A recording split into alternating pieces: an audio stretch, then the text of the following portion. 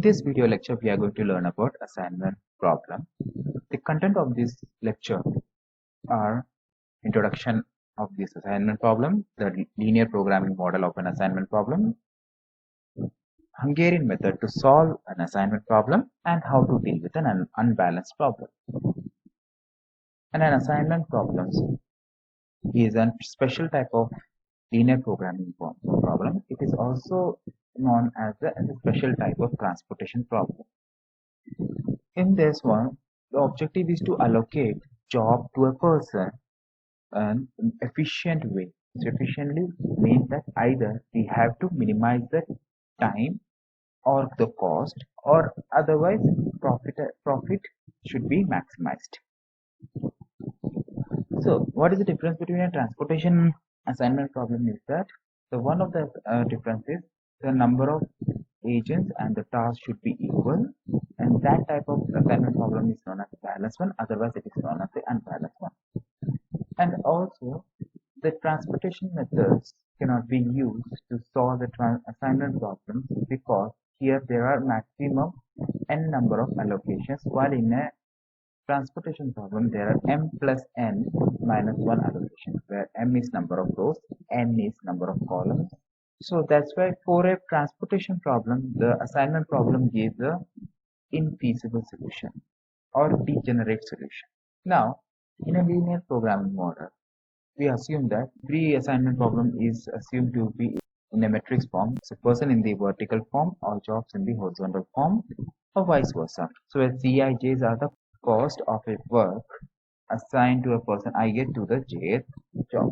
In mathematical form, here it is written as z is equal to summation Cij is the cost and Xij is the variable here, decision variable here, where Xij takes a value only 0 and 1, and 1 means the person got the job, 0 means the person didn't get the job. Subject to the constraint, which is the summation Xij is equal to 1 for all j and summation Xij is equal to 1 for all I. Let us take an example of a Hungarian method. So here you can see that there are 3 programmers and 3 programs.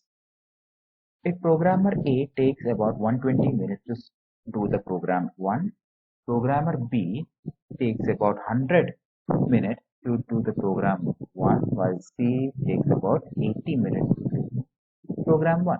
Similarly, A takes about 80 minutes, B takes about 90 minutes, and C takes about 110 minutes to do the program 2, while A takes the 110 minutes, B takes 140 minutes, C takes the 120 minutes to do the program 2. So here the objective is to minimize the time. So let us see how can we do the problem here. In this one, first of all, take the minimum from each row and subtract with other elements in that corresponding row. Let us take example here. Here 80 is the minimum one, and I subtracted 80 from each of the elements, like 120 minus 80 is equal to 40, 100 minus 80 is equal to 20, 80 minus 80. Similarly, we do it the same for the other rows. Now, check whether each rows have zeros or not. Yes, we found that each row has zeros. Now, check whether each column has at least one zero or not. So, in the first column, there are zeros. In the second column, there are no zeros. So, in that case, we will take about minimum from the corresponding column and subtract that element to the other. But here the 10 is the minimum. We subtract 10 from 20 and 30. So here the resultant matrix. So here the 0 is there in the second column. Now assign each job to the cell where there is a 0 in such a way that each person gets one job. Here you can see that A got the job 3, B got the job 2, and C got the job 1. So let us see how much time it will take. If A got the job 3, it will take about 80 minutes. B got the job 2, it will take about 90 minutes. And C got the job 1, which is about 110 minutes. Let us take another row. Here there are managers A, B, C, D, E, and there are different zones. 1, 2, 3, 4, 5, 6. See here, there are only 5 managers while there are 6 zones. Obviously, this is an unbalanced problem. And also, the cost Cij values are the efficiency of each manager in the given zone. So it means that we have to maximize the efficiency. In the last problem, we did the minimize the time. Here we have to maximize the efficiency. So first of all, we have to convert a maximization problem to a minimization problem.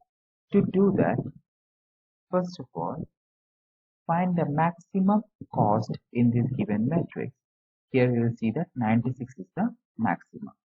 And each element is subtracted with the 96. For example, 96 minus 73, 23, 96 minus 90.5, 96 minus 82 is equal to 14, and etc. So you see that now the problem is a minimization problem. Still, this is an unbalanced problem.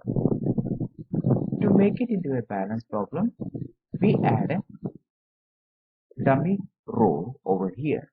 So W6 is a new agent. So now it is a balanced problem. Also, this can be solved using an Hungarian method. Now let us start to do the Hungarian method. Again, from each row, take the minimum and subtract the corresponding element from the each element of the row.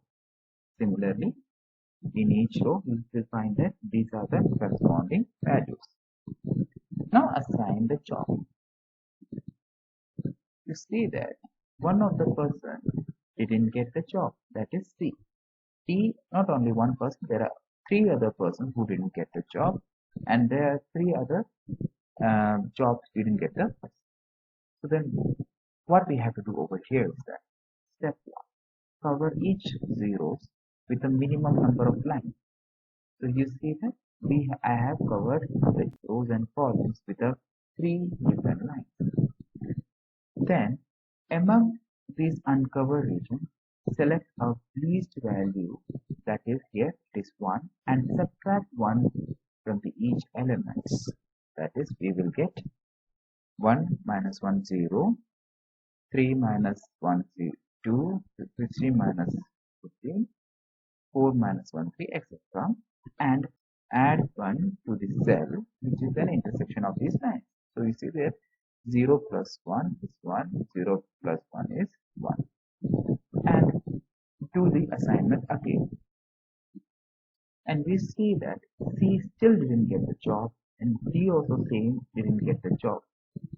So still we have to do the covering of the zeros. So again, I used about 4 straight lines to cover all the zeros. Remember that we have to cover all the zeros with a minimum number of straight lines. Again, select the least values from the uncovered regions and subtract that least value from the each values which are uncovered by the straight line. So this is the result one, and don't forget to add that minimum value to the intersection of the straight lines. So we see that this is the resultant matrix. Again, assign the job. Okay, so this A got the job, B has the job, still C didn't get the job, as well as E didn't get the job. So we have to cover all the zeros with the minimum straight line. So again, we covered the job, covered all the zeros and minimum number of straight lines. And again, we have to select the minimum value. Here again, it is 1, and subtract 1 from the each element and add 1 to the each of the intersection. This is the resultant matrix. So after adding 1 and subtracting 1, so we will get this matrix, and then let us again assign each job.